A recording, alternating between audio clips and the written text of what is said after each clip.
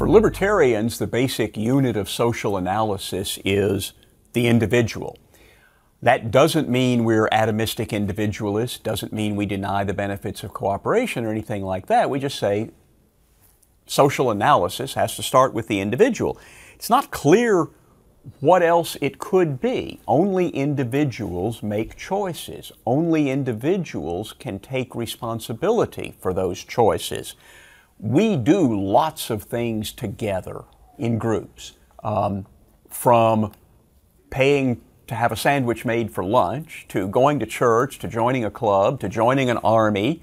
All of those things involve group activity, but ultimately, in every case, individuals are making choices and individuals are responsible for the choices they make. We may worry that mob psychology comes into effect, things like that, but it remains the case that each individual makes the decision to join a mob, to engage in looting, to engage in murder, whatever, or to engage in peaceful trade. That becomes then both a methodological principle, how do we analyze the way the world works? How do we analyze the way things happen? And also a philosophical principle on the dignity of the individual. A great part of the libertarian view of the world is the dignity of every individual, the respect that every individual is entitled to, the equal respect that every individual is entitled to. Libertarians often criticize the idea of equality, but we don't criticize the idea of equal freedom. And this has come up a lot in debates like over gay marriage. Equal freedom under law. What did Thomas Jefferson mean when he said all men are created equal? He did not mean they were equal in height or athletic ability or intellectual ability or whatever. He did mean equal in the eyes of God, equal in the eyes of the law. Now, this libertarian principle is something that classical liberals developed that comes out of the Christian understanding of the dignity of every child of God and can certainly be found in other cultures as well. It has never been perfectly adhered to, and again, slavery was the worst example of our failure to accord equal dignity to every person. And a lot of Americans noticed that after they wrote a Declaration of Independence and a Constitution, and they wrote essays about the rights of the individual and tyranny. Some came to understand, the real tyrant is a person who holds other people in chains. And that's why abolitionist societies began to be formed in the United States around the time of the American Revolution, and obviously continued to be active until slavery was ended in the United States. And one of the points that the libertarian arguments about slavery made was self-ownership. Every individual is the owner of himself or herself. You see abolitionists like Frederick Douglass and William Lloyd Garrison and Lysander Spooner making this argument. Every person is responsible for his own actions. Every person is responsible for his own thoughts. Every person is the owner of himself. And so, when you hold a person in slavery, you are stealing from him. You are stealing himself.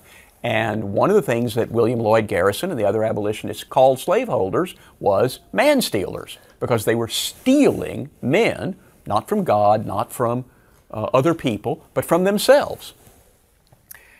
Along with the understanding that slavery was wrong in the United States, which took too long to be recognized, was a growing understanding that racism was wrong, that people should be treated not as members of a collective, but as individuals.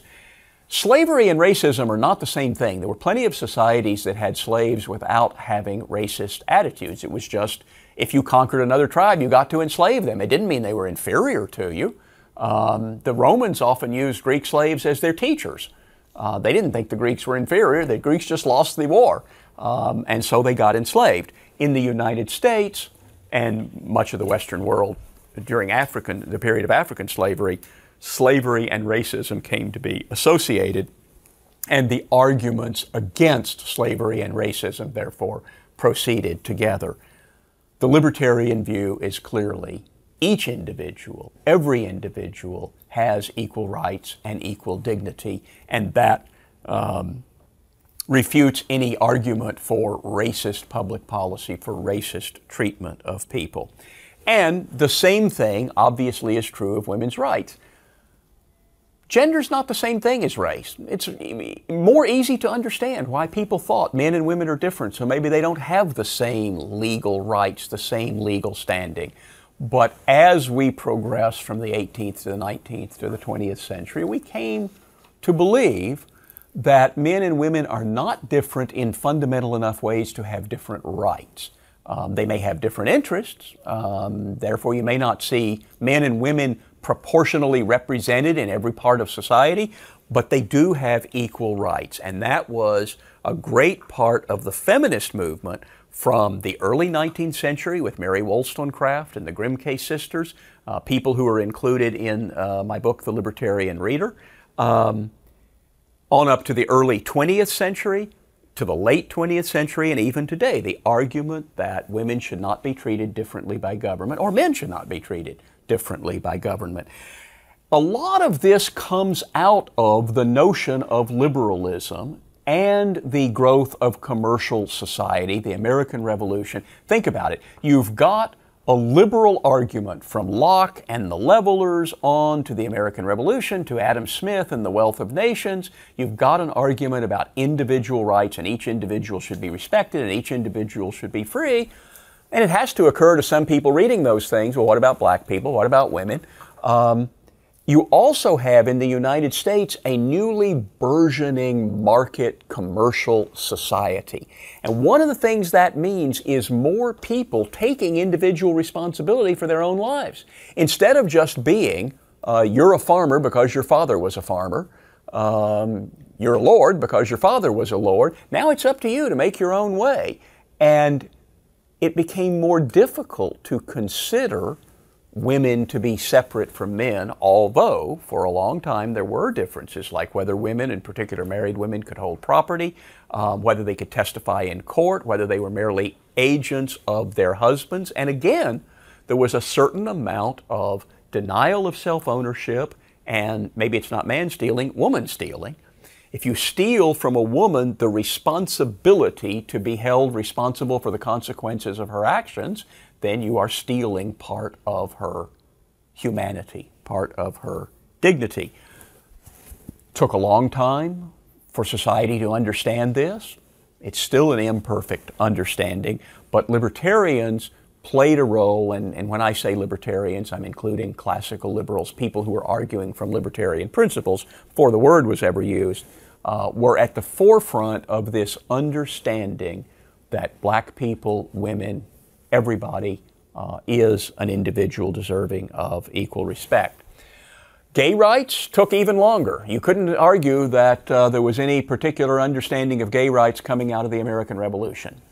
Rights of women, rights of African Americans, those do start to be recognized by people willing to acknowledge that they recognize it coming out of the American Revolution. Even so, if you look at a few of the more forward-thinking views on homosexuality, you find them coming from people like Adam Smith and Jeremy Bentham, who are essentially libertarians, sometimes in unpublished manuscripts because it was a different world back then, sometimes in conversation or lecture notes that got recorded.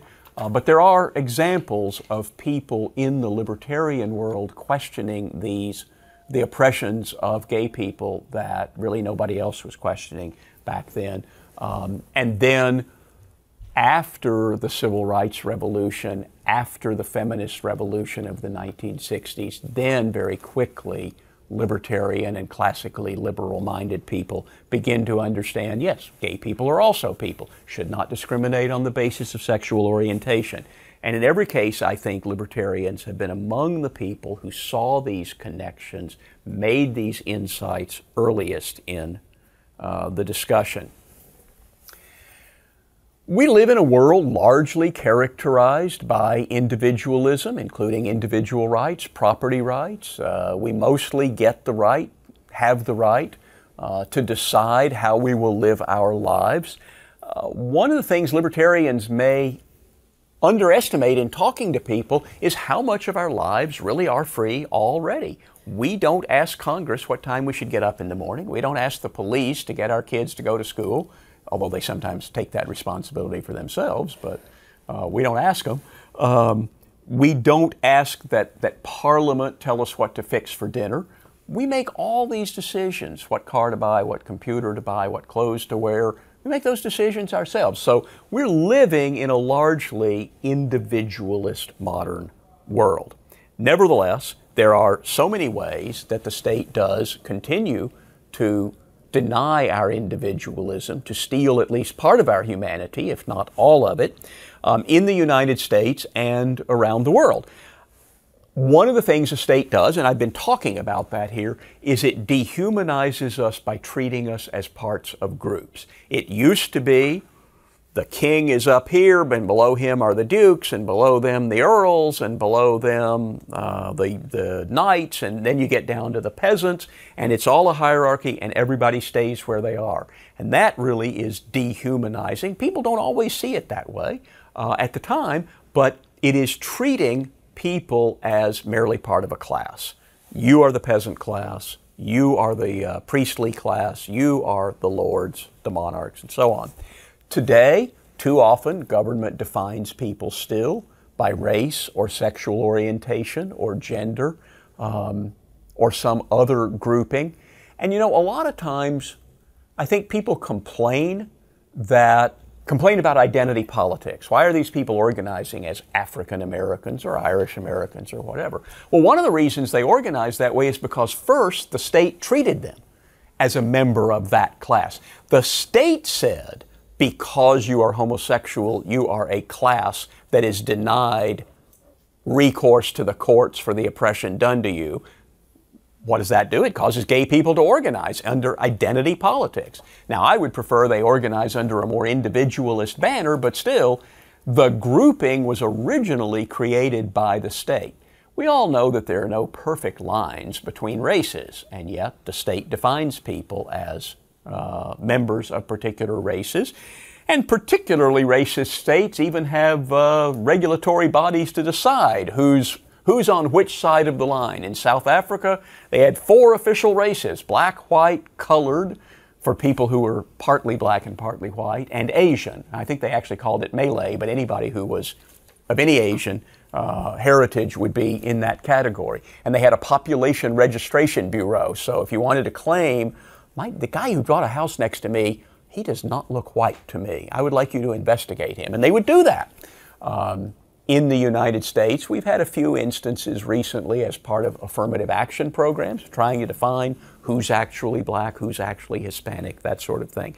Treating us as part of groups, whether the intention is to help us or hurt us, is dehumanizing and denying our individuality. What else does the state do? Well, it takes our money from us and then it doles it back to us like an allowance. We go out, we earn whatever money we do, we want to spend it to make our families' lives better, but the government takes 10% or 30% or 40% or 50%. In 1 Samuel 8, the Lord warned that the government, if you create a king, he will take 10% of all your produce. We should be so lucky. They take about 40% of all our produce. And obviously in some countries around the world, more than that, 50, 70%. And then, to some extent, it doles it back to us like an allowance. Whether you're an exporter getting Export-Import Bank subsidies, a farmer getting farm subsidies, a welfare recipient getting welfare, you'd be better off if you were allowed to make your own money and spend it the way you want to than having to petition the government to give you an allowance like a child. And then there are so many ways that the state doesn't trust us to decide things for ourselves. It doesn't believe that we would know how to save for retirement, so it forces us into a Social Security system. It doesn't believe we would know how to save for health care, so it forces us into a Medicare system. The state doesn't believe we would know how to pick a school for our children, so it forces us to send our children to schools that the government has not only selected, but is operating. They may not be very good, but everybody's assigned to them. In all of these ways, the government is taking away our individuality, which means both our freedom and our responsibility. Do you know how to pick a school for your children? Maybe, maybe not. But one of the reasons you don't know is that you don't have to. The government tells you. Back when I was a kid, there was only one phone you could get. You had to go to the phone company and say, I want a phone. Young people today can't even imagine such a world. Who thought people wouldn't know how to pick phones? But that's the way it was back then. There's a phone. Hillary Clinton, back when she was First Lady, said in some discussion, there is no such thing as other people's children. That is just such a chilling, profoundly anti-individualist statement. There's no such thing as other people's children also means there's no such thing as your children. You have no more responsibility for your children than your neighbors, the people across the country, Hillary Clinton, a bunch of bureaucrats. If there's no such thing as other people's children, then there's no such thing as your family. That's how we dehumanize people. We take away their freedom and we take away their responsibility to make choices, accept the consequences, and learn to make better choices. You try to regulate these things, you try to take the responsibility away from people, tell them that you will make the decision for them, then people never learn how to make good choices for themselves. And that's why a fundamental part of libertarianism is defending the equal rights and equal dignity of every individual.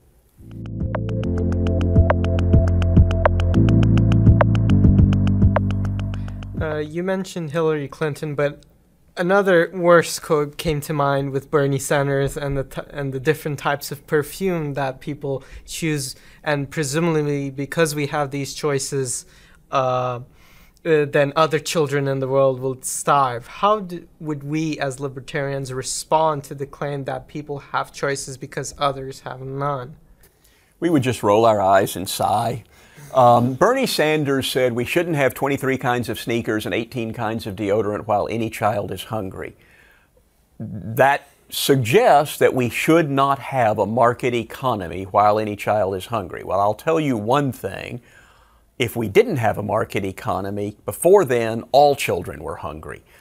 Children died. Adults died young. Women died in childbirth before we had a market economy. So it just doesn't make any sense at all. How do we create enough wealth in society that we can be generous to the poor, either through private charity and churches or through the government? By having a market economy that produces enough of a surplus that it can be reallocated voluntarily or coercively. It was just an appallingly ignorant thing to say.